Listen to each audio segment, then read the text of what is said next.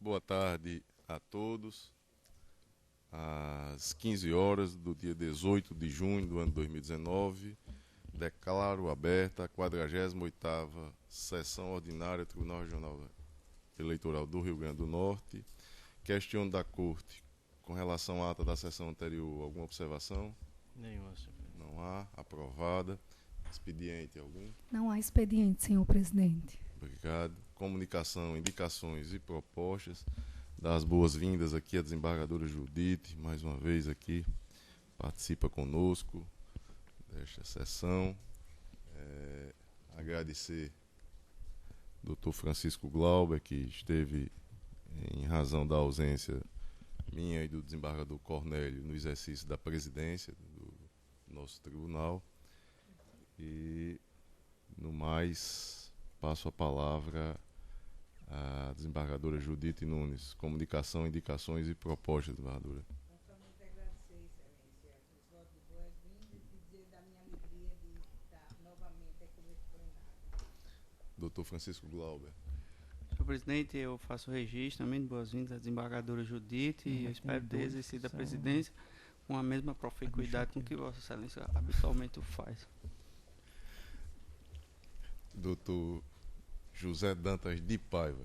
Me acostar, senhor presidente, as boas-vindas à desembargadora Judite e também ao seu retorno à presidência deste tribunal. Não que o substituto não estivesse à altura, Era Glauber, mas né? marcou presença, o Francisco Glauber Você não era Glauber, então? também. Obrigado, doutor José Dantas. Dr. Ricardo Tinoco. Também, senhor presidente, dá boas-vindas à desembargadora Judite e a Vossa Excelência pelo retorno à nossa casa. Obrigado, doutor Vladimir Capistrano. De igual modo, senhor presidente, reiterar as boas-vindas à desembargadora Judite. É sempre satisfação tê-la conosco aqui na bancada do TRE. E também felicitar Vossa Excelência pelo retorno ao trabalho. Obrigado, doutora Adriana Magalhães. Sem comunicações, senhor presidente, apenas também me acostar as boas-vindas à desembargadora Judite e também ao retorno de Vossa Excelência. Obrigado, doutora Adriana. Doutora Cibele Benevides. Do mesmo modo, Excelência, me acostar as boas-vindas à desembargadora Judite e ao retorno de Vossa Excelência. Obrigado. Esgotada essa etapa, iniciemos os julgamentos. O primeiro deles é o recurso eleitoral número 3366, o ano é 2018, origem 10ª Zona Eleitoral. O relator, Dr. José Dantas de Paiva. Recorrente, Manuel dos Santos Bernardo. Advogado, Dr. Abraão Filgueira Lopes. Recorrente, Ana Carina Bandeira da Costa Dias de Almeida. O advogado é o mesmo. Recorrida, Joserlânia Jorlani Leite do Nascimento e Maria Gorete Leite. A advogada de ambas é doutora Idaiane Biuro da Silva. Está em mesa? Está em mesa, senhor presidente. Na verdade, trata-se de um embargo de declaração. E só registrar impedimento do doutor Vladimir, não é isso? Doutor Abraão? É outro Abraão? Ah, não, exatamente, meu impedimento, senhor. Então, registrado o impedimento do doutor Vladimir Capistrano.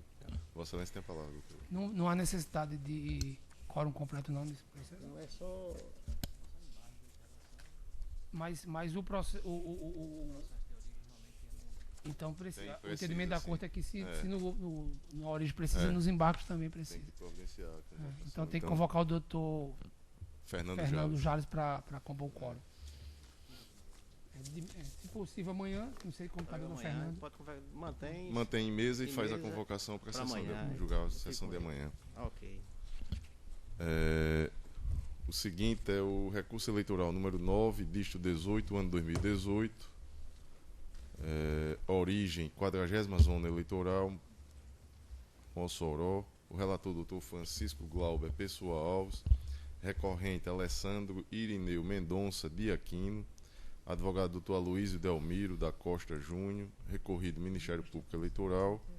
Está em mesa, doutor Francisco Glauber? Sim, senhor presidente. Vossa Excelência tem a palavra. Trata-se de recurso eleitoral interposto por Alexandre Irineu Mendonça de Aquino contra a sentença proferida pelo juiz de origem que julgou procedente a representação ajuizada pelo MPE em face do recorrente, por entender ter havido extrapolação do limite legal de doação fixado para a pessoa física no artigo 23, parágrafo 1º da Lei 9.504/97, estabelecendo as seguintes sanções: pagamento de multa correspondente a 5 vezes o valor excedido nos termos do 23, parágrafo 3º da citada lei, com a redação já da Lei 13.165/2015, e 2, a declaração de inelegibilidade nos termos do artigo 1º, primeiro 1P da LC 6490. Na sentença, o magistrado assentou que, conquanto o recorrente tenha sustentado em sua defesa a realização em benefício do candidato de doação estimável em dinheiro relativa à utilização de automóvel próprio, ele não comprovou a propriedade do bem cedido gratuitamente para a campanha, afastando-se a aplicação do parágrafo 7 do artigo 23 da Lei 9.504/97. 2. A única renda comprovada nos autos consistiria na percepção do benefício Bolsa Família no importe de R$ 70 mensais, totalizando R$ 840 no exercício anterior, 2015, circunstância que lhe permitiria efetuar a doação em montante não excedente R$ 84 nos termos do 23, parágrafo 1º, em muito ultrapassado, no concreto, pela doação realizada, a qual foi estimado em R$ 500. Em suas razões, o recorrente aduz: o CRLV, ou seja, o Certificado de Registro de Licenciamento do Veículo, juntado aos autos por ocasião do recurso, comprova que ele é o proprietário do bem imóvel cujo uso foi objeto da doação. B. Referida doação não estaria sujeita ao limite de 10% de seus rendimentos brutos auferidos no ano anterior às eleições, 2015, e sim ao limite de R$ 80 mil previsto no artigo 23, parágrafo 7 da Lei 9.504/97, o que tornaria lícita a doação realizada. C. Não seria cabível a declaração de inelegibilidade, vez que, no seu entender, somente as doações ilegais que afetem a normalidade e legitimidade do pleito ou que caracterizem abuso de poder político e econômico seriam aptas a ensejar essa consequência. D. Caso não acolhidos os argumentos antes lançados, haveria de incidir a sanção prevista no artigo 23, parágrafo 3º da Lei 9.504, mais benéfica ao recorrente. Requer, por fim, provimento do recurso para, sucessivamente, reforma integral da sentença, afastando a multa e inelegibilidade, ou, alternativamente, modificação da multa estabelecida na condenação, a fim de que seja fixada com base no artigo 23, parágrafo 3º, com as alterações da Lei 13488 de 2017. O Ministério Público Eleitoral apresentou contrarrazões, rebatendo as teses do recurso. Já nessa instância, a PRE opinou pelo conhecimento e provimento parcial do recurso, tão somente para afastar a imposição da inelegibilidade, sem prejuízo das anotações administrativas cabíveis para fins de registro de candidatura. É o relatório, senhor presidente. Em discussão, aprovado o relatório, como vota Vossa Excelência?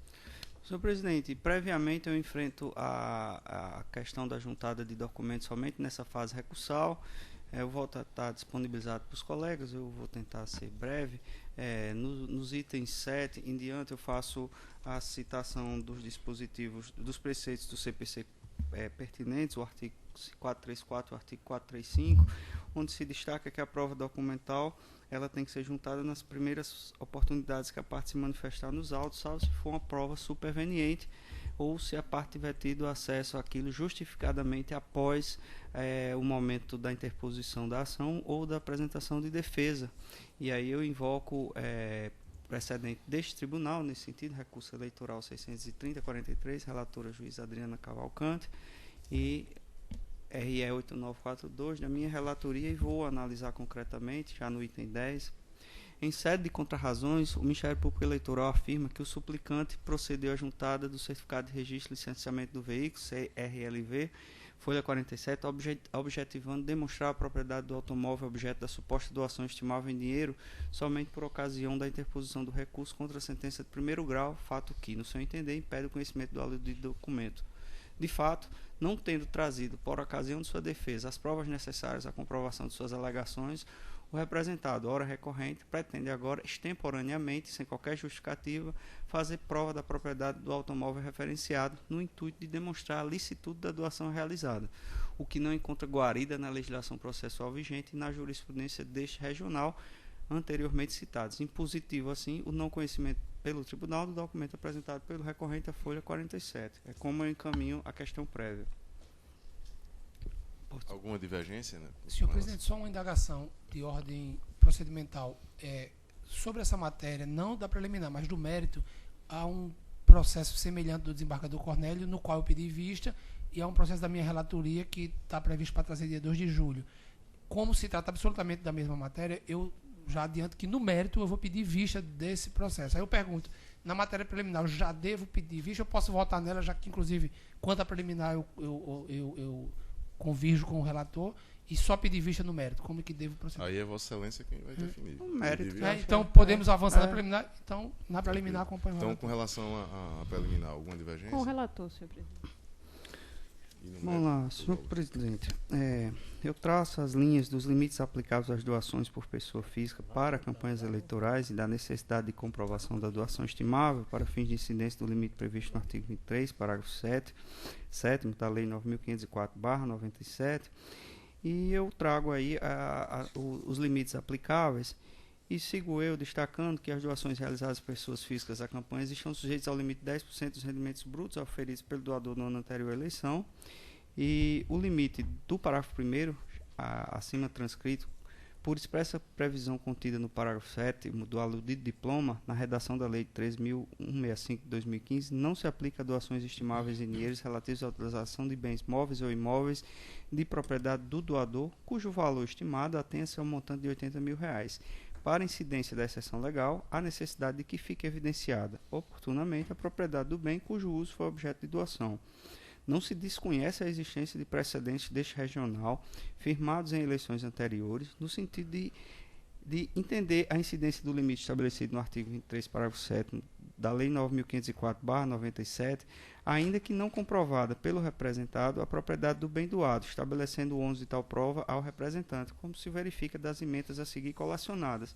E aí eu cito uma representação 5882, relator o desembargador Virgílio Macedo, de 2016, cito também a representação 10641, relator juiz Gustavo Smith, de 2015, e aí eu destaco que referido entendimento, contudo, resta superado pela jurisprudência atual do TSE, que afirma a necessidade de comprovação pelo doador da titularidade do bem, serviço cedido ou doado em benefício da campanha eleitoral para fins de incidência do limite previsto no 23, parágrafo 7º da Lei 9.504/97, conforme arestos a seguir transcritos.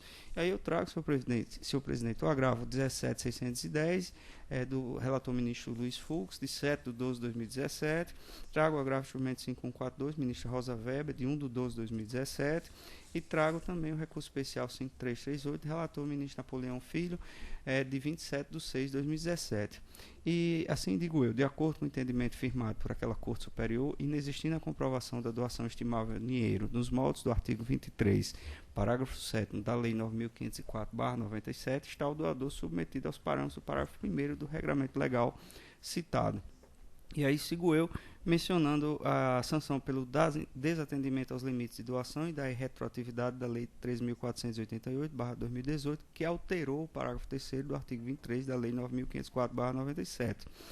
Sob a penalidade aplicável, eu cito aí, transcrito, peço licença à Corte para não precisar ler, o parágrafo 3º do artigo 23, parágrafo 3º este que teve uma nova redação, que passou a ser essa que eu passo a ler agora. A doação de quantia acima dos limites fixados neste artigo sujeita o infrator ao pagamento de multa no valor de até 100% da quantia em excesso. A Lei nº 13.488 de 2017, que promoveu a alteração suprarreferenciada, entrou em vigor em 6/10/2017 e, embora traga consequência mais branda que a redação anterior, não tem o condão de retroagir para alcançar fatos pretéritos.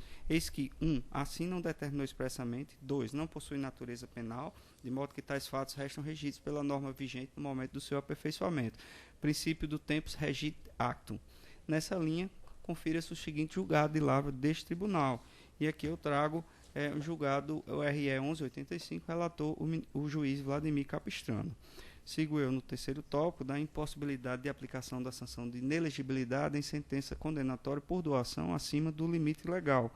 E essa é uma matéria já conhecida do colegiado, eu peço licença à Corte para não precisar reiterar isso, que é já bem conhecida da Corte. Por todo, eu trago um RE 19.708, esse processo foi discutido agora em 6 de maio de 2019, relatou o juiz Vladimir Capistrano, que foi designado para o acórdão.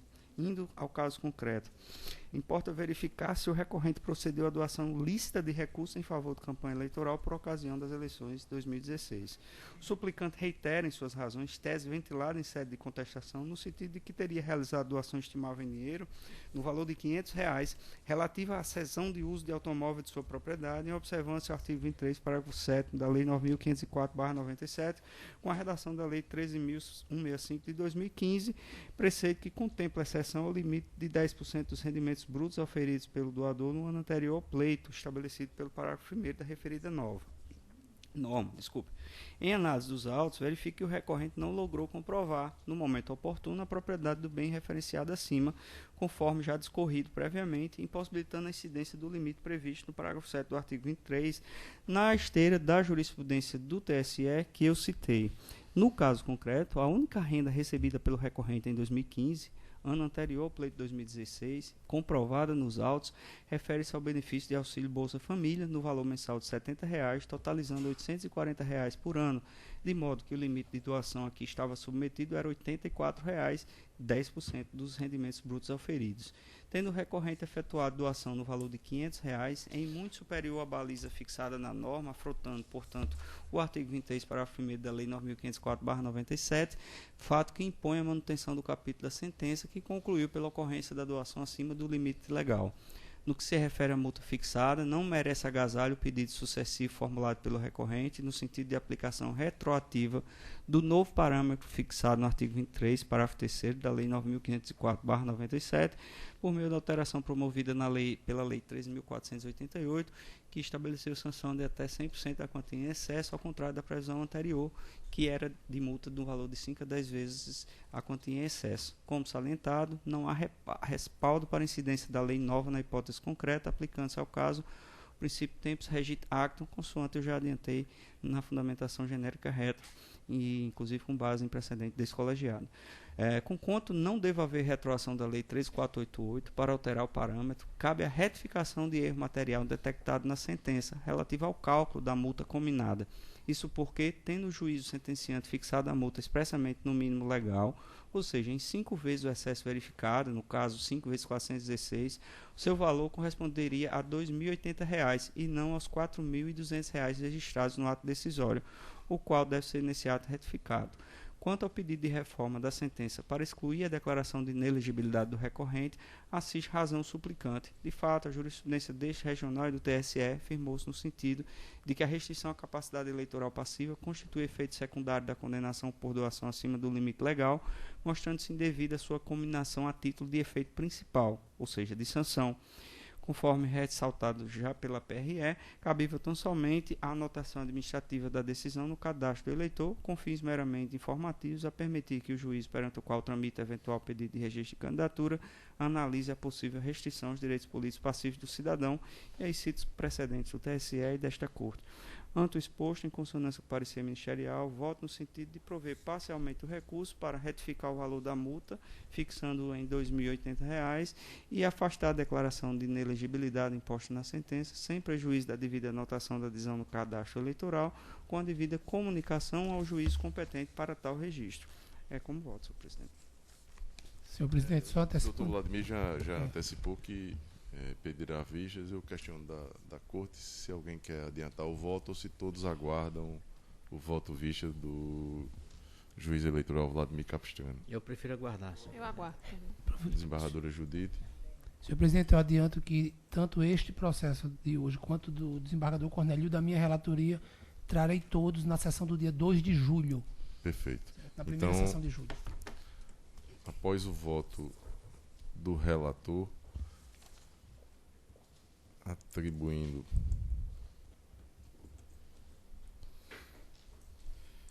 julgando parcialmente procedente o recurso, pediu vista dos autos o juiz eleitoral Vladimir Capistrano.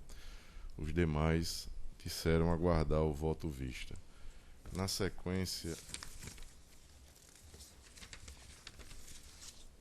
o recurso eleitoral número 66, dígito 38, ano 2018, a origem, 16ª Zona Eleitoral, relator Dr. José Dantas de Paiva, recorrente Manuel Edmilson da Silva, advogado Dr. Tiago Dantas de Faria. Está em mesa. Tinha até inclusive aqui um pedido de sustentação oral, mas o advogado não está presente. Está em mesa, doutor Zé Dantas? Está em mesa, senhor presidente. Então, Vossa Excelência tem a palavra. Cuide-se na origem de prestação de contas apresentadas por Manuel Edmilson da Silva, pertinente às eleições municipais de 2016, quando concorreu ao cargo de vereador do município de Santa Cruz. Acompanhando o parecer do órgão técnico e do Ministério Público Eleitoral, o juiz da 16ª Zona Eleitoral desaprovou as contas, considerando a inexistência de receitas para fazer frente às despesas declaradas, bem como a ausência dos extratos bancários da conta corrente de campanha. E resignado, o candidato interpôs recurso eleitoral, que estão as folhas 87 a 95, alegando em síntese que, primeiro, a constatação de sua movimentação financeira à margem da conta bancária não dificultaria o controle e a fiscalização pela Justiça Eleitoral. 2. Entende como desnecessária a utilização da conta corrente. 3. A insignificância do valor de suas contas autorizaria a realização de um juízo de proporcionalidade. 4. Os valores declarados na sua campanha são condizentes com sua realidade econômica e que custearam a sua campanha com recursos próprios e que são absolutamente compatíveis com os seus rendimentos de radialista da Rádio Santa Cruz AM. E, por último, não teria movimentado sua conta corrente por ter tido uma campanha de parcos recursos. Requereu, por fim, o provimento do recurso para aprovar a sua prestação de contas com ou sem ressalvas. Com vista dos autos, a Procuradoria Regional Eleitoral opinou pelo desprovimento do recurso. E ao relatório, senhor. Em discussão, aprovado o relatório, como vota Vossa Excelência? Conforme exposto, as contas em questão referem-se ao pleito de 2016, submetendo-se, além das regras previstas na Lei 9.504/97, também a resolução do TSE número 23.463 de 2015. Pela simples leitura das razões lançadas pelo recorrente em sua peça recursal, verifica-se que o presente recurso não merece provimento. O próprio candidato recorrente assevera que, efetivamente, movimentou recursos financeiros à margem da conta bancária de campanha.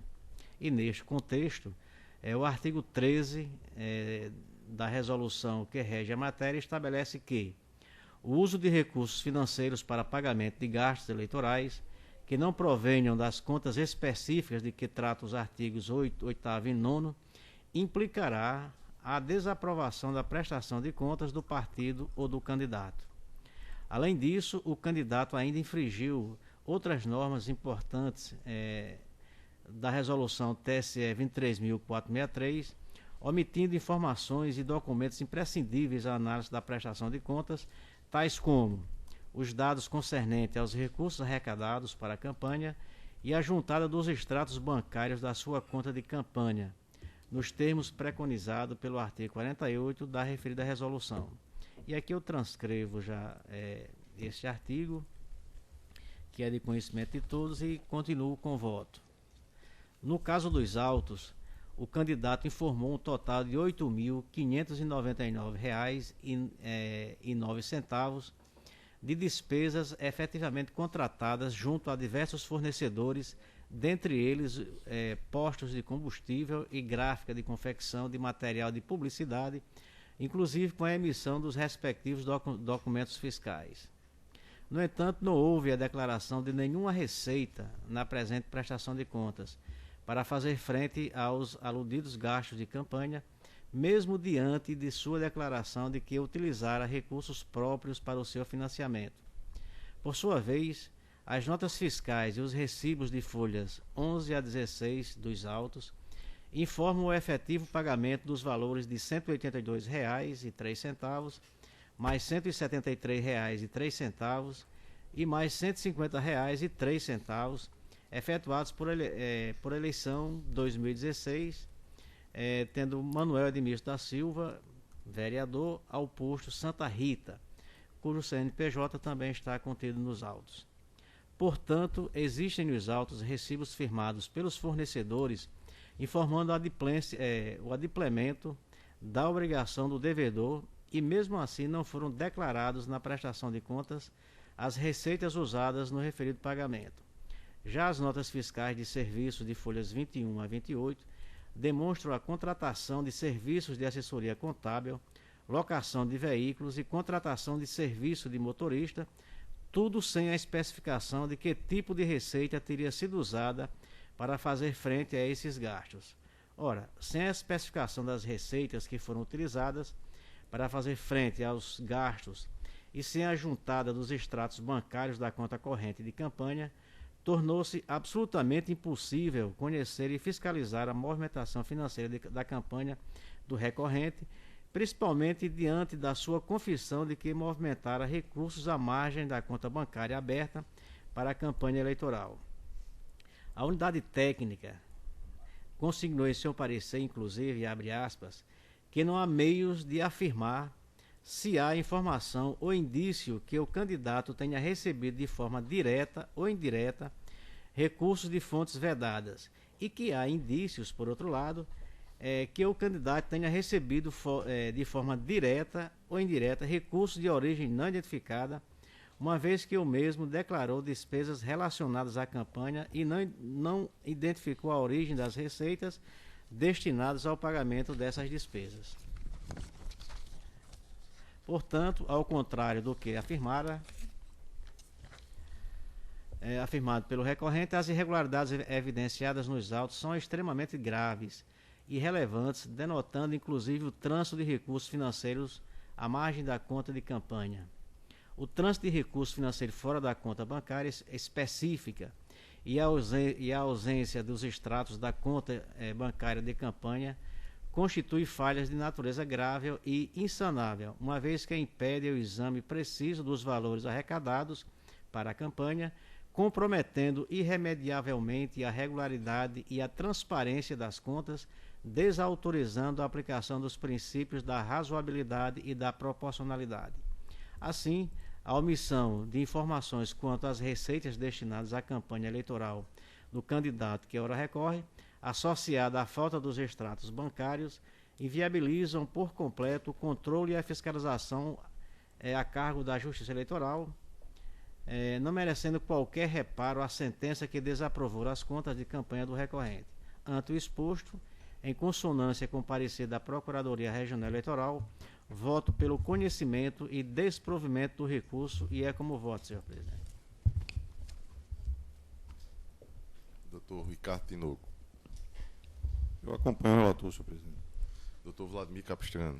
Senhor presidente, é importante destacar, a gente está tratando de um processo de prestação de contas e em alguns processos de prestações de contas essa Corte tem até relativizado a necessidade dos extratos bancários quando outros elementos permitem aferir essa movimentação bancária, mas aqui os demais elementos que vieram para os autos militam no sentido oposto, porque demonstram claramente que houve trânsito não oficial de recursos na campanha eleitoral, ou seja, a falha consubstanciada na ausência dos extratos bancários, ela é agravada pela informação precisa, constante nos autos, de que recursos foram movimentados à margem dessa campanha, dessa conta bancária oficial.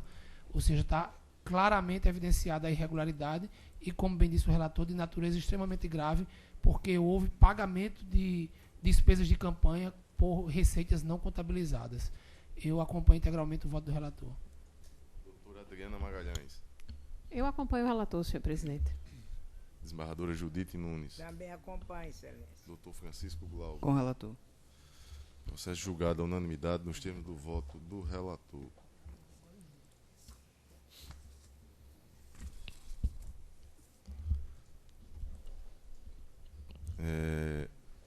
Embargos de declaração no recurso eleitoral número 184, disco 44, ano 2016.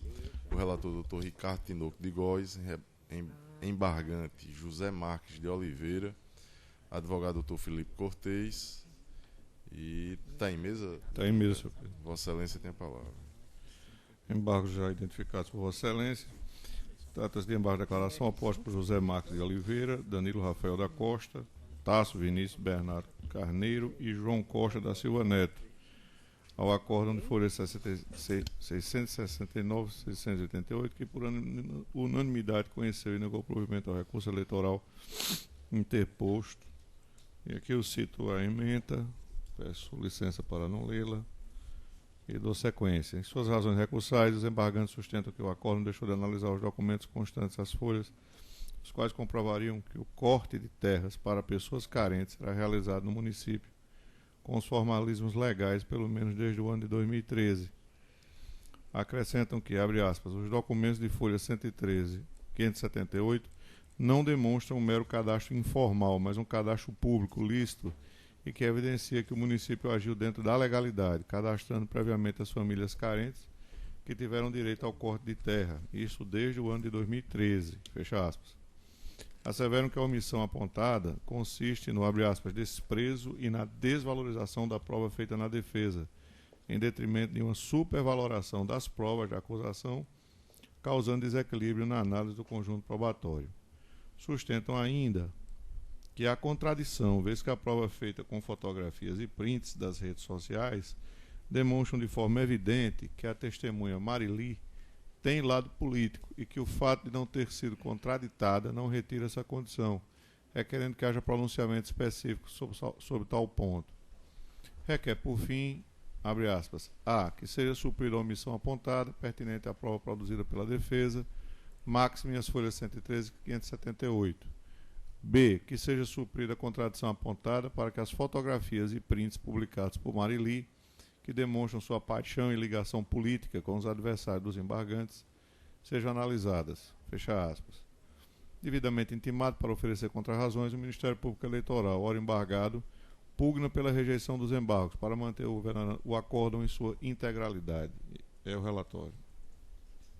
Em discussão, aprovado o relatório, como vota Vossa Excelência?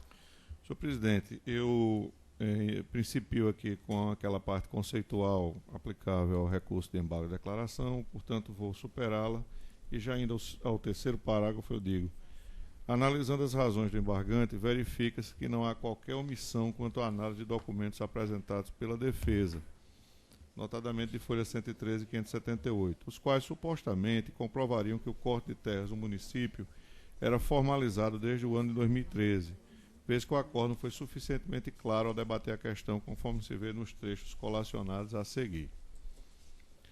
E aí eu cito esse trecho do acórdão e vou fazer a leitura, dado ao fato de que ele é preciso quanto ao ponto. Abre aspas. Como se vê das palavras colacionadas aos autos, notadamente nos depoimentos prestados em juízo, infere-se que, de fato, no ano eleitoral de 2016, os recorrentes utilizaram bem público, tratores, pertencentes ao município de Pedro Velho, para obter vantagem política eleitoral em favor de suas candidaturas aos cargos de prefeito, vice-prefeito e vereador, com a participação do servidor público daquele município.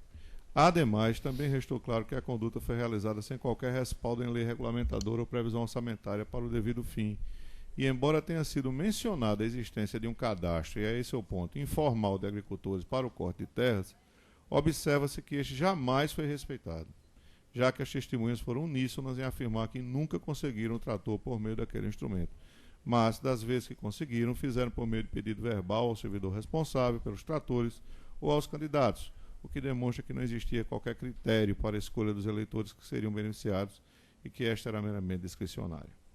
Com efeito, é disso que a omissão que autoriza a oposição de embargos tem conotação precisa, ocorrendo quando devendo se pronunciar sobre determinado ponto, o julgado deixa de fazê-lo, o que não ocorreu na espécie.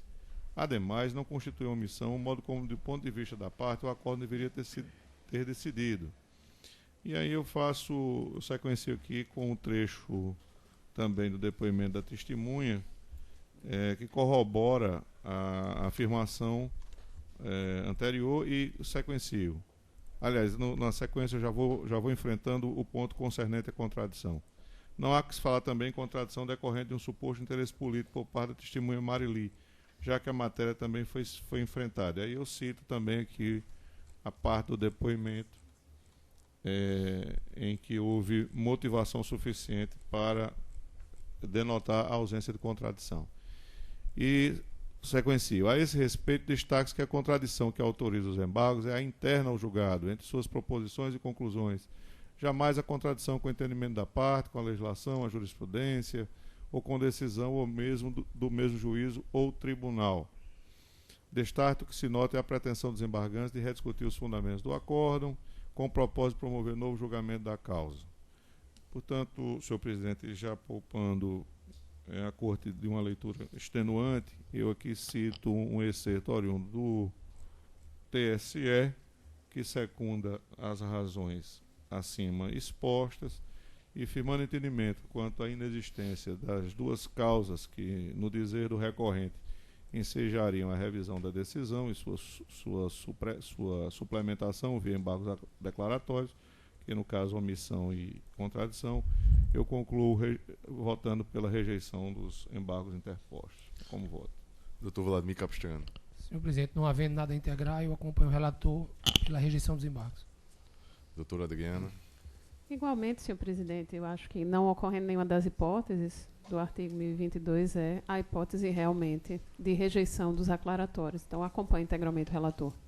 Desembargadora Judite. Também sem discrepância, excelência. Doutor Francisco Glauber. Com relator, senhor presidente. Doutor José Dantas de Com Paiva. relator, senhor presidente. Processo julgado à unanimidade nos termos do voto do relator. Na sequência, prestação de contas número 601-275-41, o ano 2018. Relator, doutor Ricardo Tinoco de Góes. Recorrente, Marisa Eunice Noia Montoril de Lima. Advogado, doutor Davi Dionísio da Silva Alves. Está em mesa? Está em mesa. Vossa Excelência tem a palavra. Pois não. Se puder... Vou abreviar. Prestação de contas já identificada. Trata-se de processo instaurado com informação acerca da omissão do dever legal de prestar contas finais de campanha da candidata ao cargo de deputada estadual, Marisa Eunice Noia Montoril de Lima. A Seção de Análise de Contas Eleitorais e Partidárias, SACEP, verificou a existência de conta bancária aberta em nome da candidata e de extrato eletrônico, como também de repasse de recursos provenientes de fundos públicos destinados ao financiamento da campanha, não detectando informações que possam indicar indícios de recebimento de recursos de origem não identificada ou de fontes vedadas favorecendo a candidata. Por despacho constante nos autos, foi determinada a intimação pessoal da interessada por meio de oficial de justiça. Devidamente intimada, a candidata deixou o prazo transcorrer inalbis. Com vista dos autos, a Procuradoria Regional Eleitoral emitiu parecer opinando pelo julgamento das contas como não prestadas, pela aplicação da penalidade prevista no artigo 83, inciso 1, da Resolução 23.553 e pela imposição à candidata omissa da obrigação de devolução ao erário dos recursos recebidos do Fundo Especial de Financiamento de Campanha, R$ 6.004,56, após a devida atualização monetária, e ao relatório. Em discussão, aprovado o relatório, como vota Vossa Excelência. De início, cabe registrar que, de acordo com o artigo 52, parágrafo 1º da Resolução 23.553, de 2017, candidatos e partidos políticos devem prestar contas de campanha à Justiça Eleitoral até o 30º dia posterior à realização das eleições, em havendo segundo turno até o 20º dia posterior à sua realização, apresentando movimentação financeira referente aos 2 turnos. Transcorridos os prazos em que as contas tenham sido prestadas, o omisso será citado para querendo se manifestar no prazo de 3 dias, e em permanecendo a omissão, as contas serão julgadas como não prestadas. Aqui eu faço a citação do dispositivo referenciado e sequencio. No caso dos autos, constatada a omissão da candidata, esta foi pessoalmente citada por oficial de justiça, conforme o mandado devidamente cumprido e constante nos autos, mas mesmo assim permaneceu inerte, razão pela qual, conforme a dicção do artigo 30, inciso 4 da Lei 9.504, deve ter as contas julgadas como não prestadas. Por consequência, restará impedida de obter certidão de quitação eleitoral até o final da legislatura, para a qual concorreu, persistindo a restrição após esse período até a efetiva prestação das contas, nos termos do que determina o artigo 83, inciso 1, da resolução já citada e o entendimento sumulado pelo Tribunal Superior Eleitoral. Aqui eu faço a citação da súmula 42 do TSE e dou continuidade. Por fim, verificada a utilização de recursos do Fundo Especial de Financiamento de Campanha pela candidata no valor de R$ 6.004,56, sem qualquer comprovação, esses deverão ser restituídos ao erário, devidamente atualizados, nos termos do artigo 82, parágrafos 1º e 2º da já citada resolução. Também faço destaque dos dispositivos referenciados. E aí concluo. Ante o exposto e por todos os elementos que dos autos constam, julgo como não prestadas as contas de campanha da candidata ao cargo de deputada estadual nas eleições de 2018, Marisa Eunice Noia Montoril de Lima, aplicando-lhe o impedimento previsto no artigo 83, inciso 1 da Resolução 23.553 de 2017 e determinando a restituição ao Tesouro Nacional da quantia de R$ 6.004,56, referente aos recursos públicos recebidos, devidamente atualizada nos termos do artigo 82, parágrafo 1º e 2º da mesma resolução. É como voto. Processo já conhecido na corte, todos de acordo. Com o relator. Processo julgado unanimidade nos termos do voto do relator. Na sequência, prestação de contas número 37, dígito 07, o ano 2016. Relatora doutora Adriana Magalhães. Requerente Democracia Cristã, por meio do órgão estadual. O advogado doutor Daniel Monteiro da Silva. Requerente Joanilson de Paula Rego. Não há advogado habilitado nos autos. Requerente Silvio da Trindade Noronha. Também não há registro de advogado. Processo em mesa, doutora Adriana? Sim, senhor presidente. Vossa Excelência tem a palavra. Tratam os presentes autos de prestação de contas anual do Diretório Estadual do Partido Democracia Cristã, previamente denominado Partido Social Democrata Cristão, relativo ao exercício financeiro de 2015, submetido ao rito processual previsto na Resolução TSE 23546 de 2017, e quanto ao mérito ao que dispunha a Resolução TSE 23432 de 2014.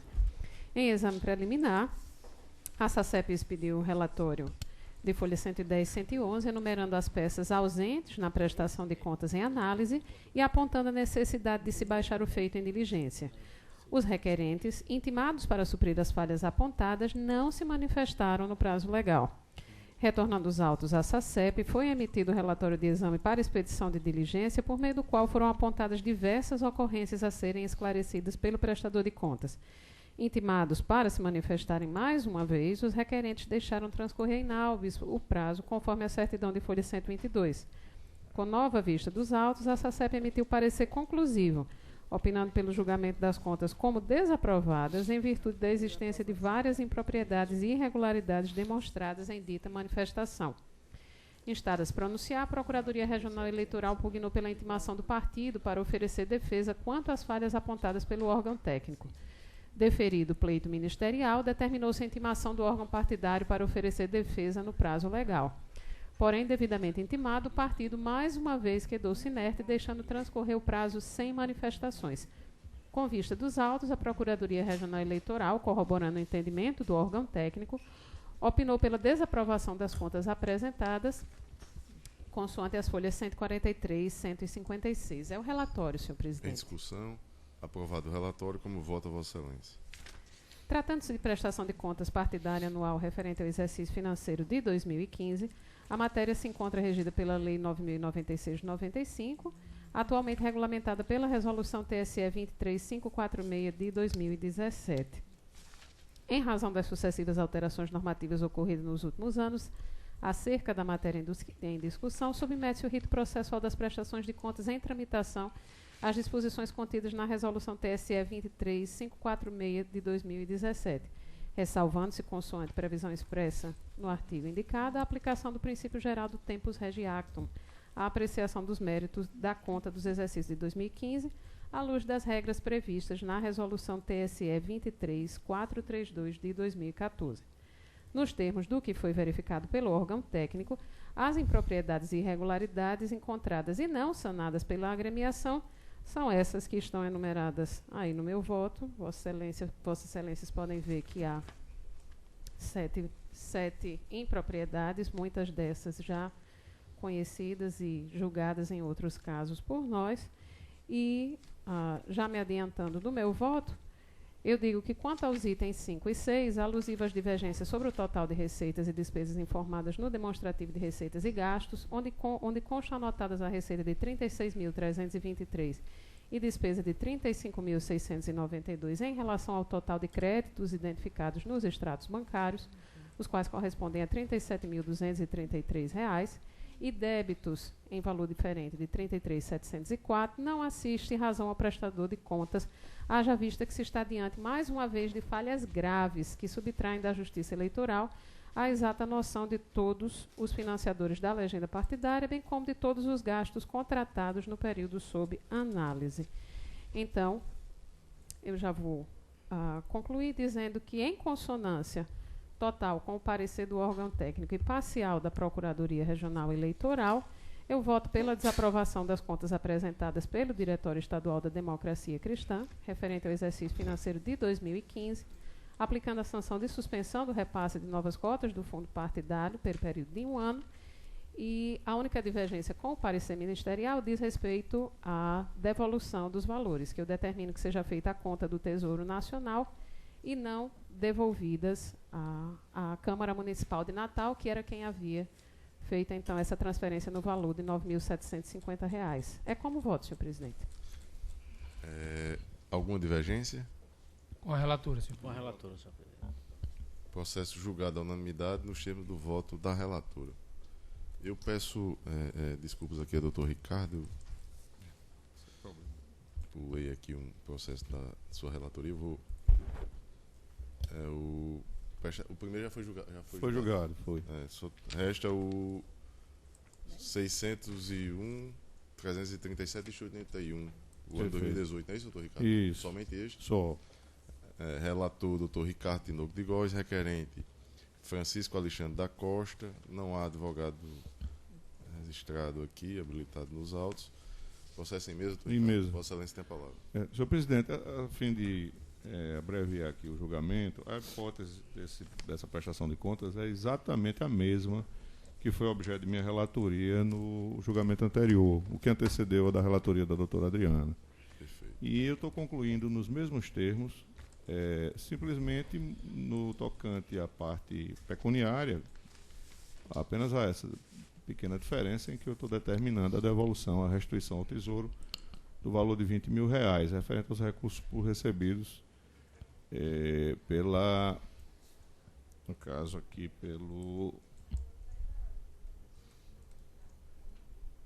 pelo requerente, né? Então, fora disso, não há nada que discrepe do julgamento anterior. Então, a conclusão, como aqui está lançado no voto, julgando não prestadas as contas de campanha do candidato a cargo de deputado estadual nas eleições de 2018, Francisco Alexandre da Costa. Como voto? Perfeito, doutor Ricardo. Alguma divergência? Acompanho o relator, senhor presidente. Processo julgado à unanimidade nos termos do voto do relator. Algum outro processo judicial que não tenha sido pregoado? Então, encerrada, esgotada esta etapa, na pauta administrativa tem alguns processos aí de requisição inicial, prorrogação de requisição. Vou deixar para submeter à corte na sessão de amanhã. Já estamos aí recebendo a visita do reitor aí do IFRN. O processo de desfazimento aqui do nossos patrimônio teve alguns bens que, observado o procedimento legal, nós vamos na tarde de hoje estar destinando ao IFRN Central 1.127 equipamentos de informática. O IFRN Zona Norte são 236 e no total são 1.363 bens de informática.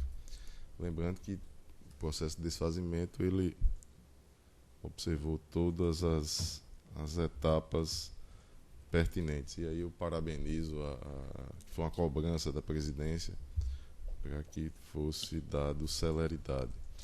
E também teremos aí a doação aí são 4 veículos para o IFRN Central, 2 para a Aeronáutica e 1 para o IFCE.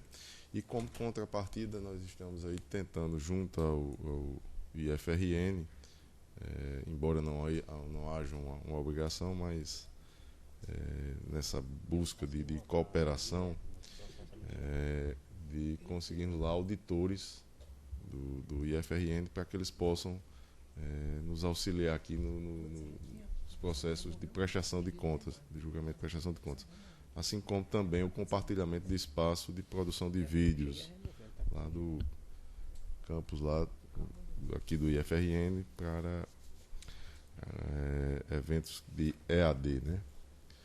E aí, com isso, eu convido a todos, aqueles que tiverem tempo, obviamente, tem as outras repartições, como diz o Dr. Francisco Glauber, o reitor está aí, mas fiquem todos à vontade. E,